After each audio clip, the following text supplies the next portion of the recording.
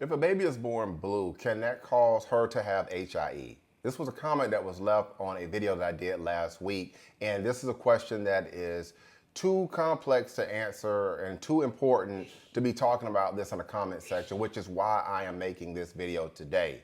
Because for so many parents, that moment in the delivery room is burned into their memory.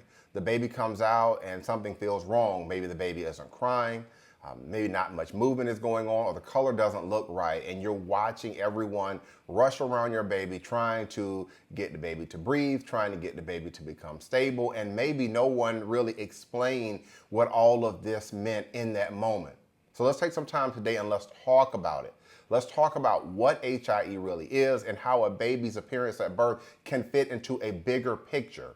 HIE stands for hypoxic ischemic encephalopathy, and it's a type of brain injury that can happen when a baby does not get enough oxygen or enough blood flow to the brain. And this can happen before birth, this can happen during labor, or it can happen shortly after delivery. And for some babies, it can lead to long-term challenges with developmental challenges, movement challenges, or even communication challenges. There are different ways in which HIE can happen. And one of the most common ways that I see in my practice as a birth injury lawyer is umbilical cord compression. And that can mean that the umbilical cord is wrapped tightly around the baby's neck and being compressed, or it's being squeezed during the contractions, or it gets caught in between the baby and the uterine wall. When that happens, oxygen and blood flow can drop very suddenly to the baby. During labor, doctors are supposed to be monitoring the baby's well-being through a tool called the electronic fetal heart monitor. And that monitor can show patterns in the baby's heart rate. And when the cord is compressed, we can often see what we call variable decelerations come into play. These can be sudden drops in the baby's heart rate that can come and go with contractions. If the heart rate drops and stays low for a long stretch of time, that's what we're going to call a prolonged deceleration. And it's usually, it can be a sign that the baby may be in real trouble, that fetal distress may be going on.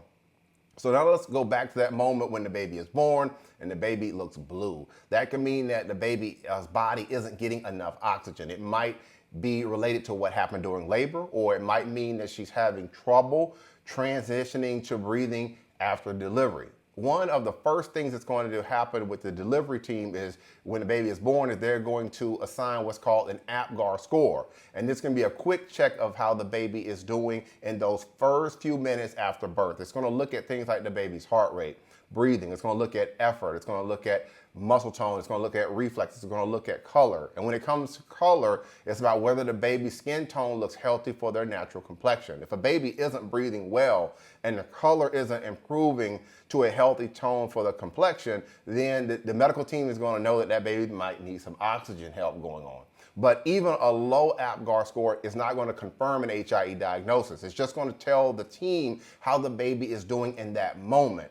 To really figure out what happened, the medical team is usually going to have to run more tests. And one of the first ones is going to be an umbilical cord gas score, which looks at the baby's blood chemistry right after birth. If the oxygen levels are very low, or if there's too much acid in the blood, that might be a sign that the baby went through a period of time of oxygen deprivation. If the doctors, if they suspect HIE, they may order imaging. An MRI can show whether the brain has been injured and what areas of the brain have been affected by this. Sometimes the cranial ultrasound is also done earlier in time, especially if the baby is in the NICU, and they'll also observe how the baby is responding to things like reflexes, movement, alertness, and whether seizures are present. But here's the thing with all of this, something else that is important to understand. Not every case of a baby having an HIE brain injury is going to be caused by something that happened during labor. Some of these babies may have an underlying genetic or developmental condition. Others may have had an issue earlier in pregnancy that does not show up with everything until after birth. So when a baby is born blue or the baby doesn't look right at birth, that can absolutely be a red flag. But the color alone, it doesn't just cause the brain injury. It's a part of a larger picture that helps doctors understand what happened. If you're taking all of this in and you're a parent and you're thinking back to those first few moments after birth, wondering what all of this means. You're not wrong to have questions with all of this. A baby being born blue is something that has to be taken seriously, but it's just one factor in understanding whether HIE was involved and what may have caused this to happen.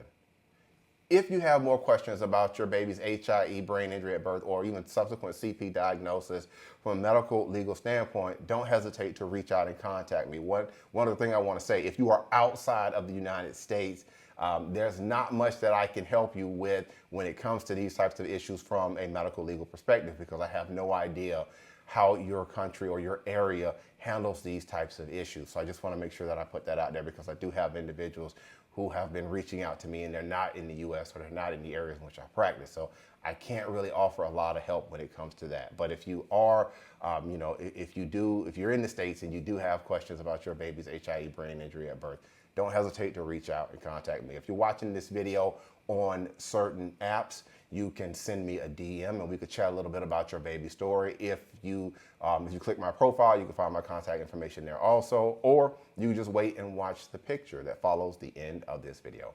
All right, that's going to be it for today's longer educational video. Again, I'm Marcus Boston. Have a great afternoon, everybody.